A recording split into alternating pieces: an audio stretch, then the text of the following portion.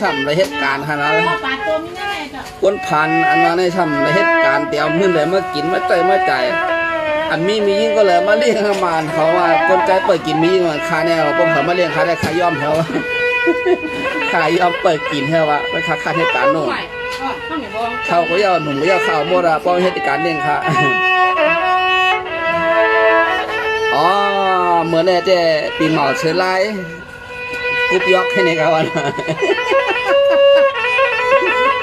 มีแต่ก็ทำอยู่กรุงเทพนี่ครับว่าเนาะย้อนกามขาวมาขาวลืมจื้อก่อนเนี่ยชามาเมืองไทยก็อ่ำไปมีก็ฮักก็เปี้ยงเหมือนเปิ้นให้ปอกเลยว่ะเปียมาเฮ็ดปันอินนู้นน่ะก็บ่จะได้ก็ฮักก็เปี้ยงเนี่ยว่ะเสียงข้าวกับป้อหลีค่ะเนาะเท่าน่ะนะหาคนเลี้ยงดูค่ะไปมีคนเลี้ยงค่ะเท่าน่ะเหตุการณ์กับป้ออะไรค่ะเนาะสังเจอพักเตรียมใจใครเหตุการณ์เลี้ยงคาเนี่ยก็มาขนาดค่ะเอา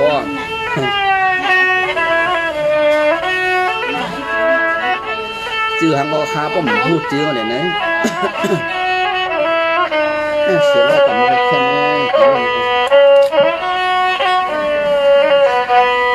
ตัวนี้หัวกอนะมันกอหาจะขึ้นมากกอ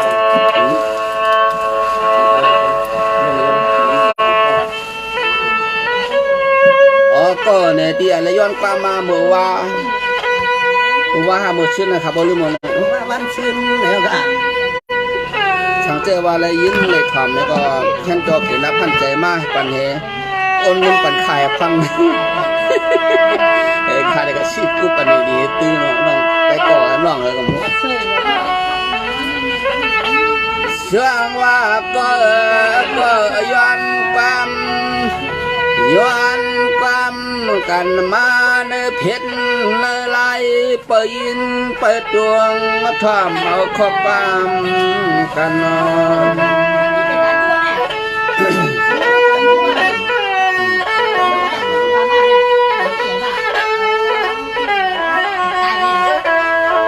เชื่องว่าก็เก่าก็จองลาดบอกว่ามาทุ่งเมืองเปื้อนในก่อหึงเย้านานอยังต่อยังไปเปลืองก็มีหักเปียงจอมยังหักจอมไป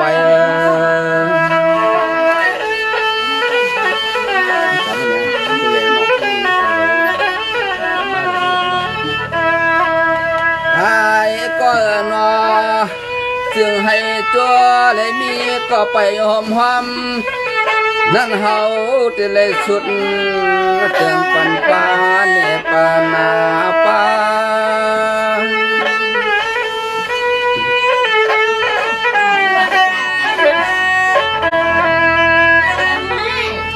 ส่วนว่าก็เดียวในกันนาก็ให้เลยมีเลยเป็นได้อยู่กระเดียนช้ำชายอกากาดนักกังให้ปอเล็ดทบฮบนางหนุ่มเปลี่ยนเฮือนเปลี่ยนเฮือน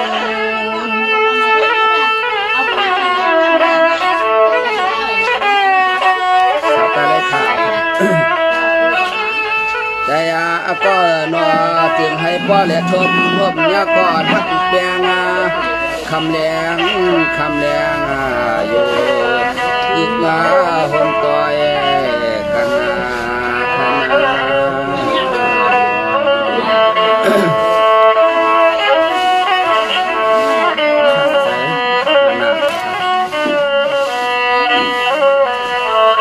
เสื่อว่า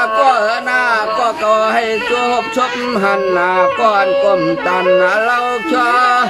เสื่อให้ก็ทบหันก้นดีหักแป้งเนยเลี้ยงก็จึงหักแป้งกันนอน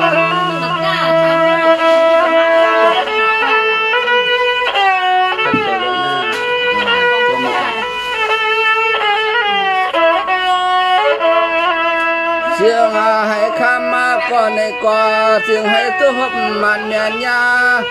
ก่อนหักเปียงหักเหียงท่านปอมมีเมื่อแต่ลืม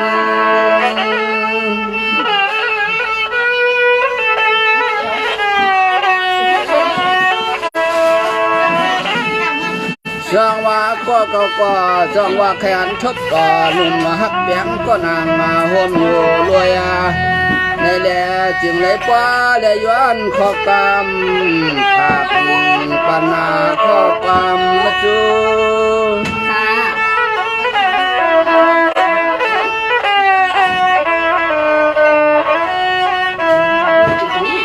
โอ้ยนอเหมือนขอกรรมข้าสู้เลยย้อนนะสุดวังให้โจสุนามันแม่นยาหักแปลง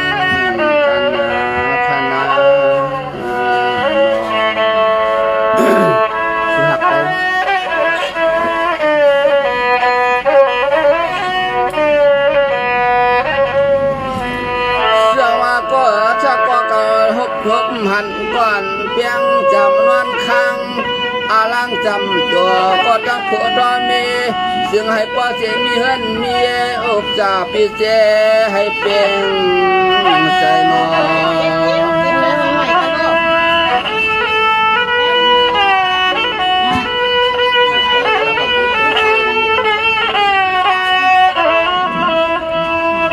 ในคำแดงหักแดงกูขึ้นนากูวานาพูดดันที่ไรก็จึงให้มีมังกาลาพอแล้วล้อเมมีความนาคัดอารมณ์สวานวังน้องใจสังเสือหอบอันทบต่อหนุ่มนอเสียแล้วในนอจึงให้พอเลยเป็นปอดสังเมจังอ่อนเสียหอมตึกฟ้า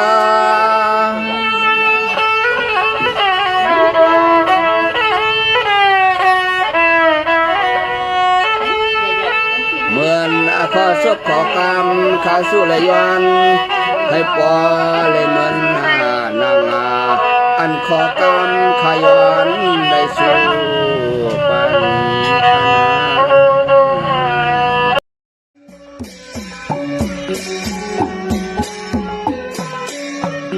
า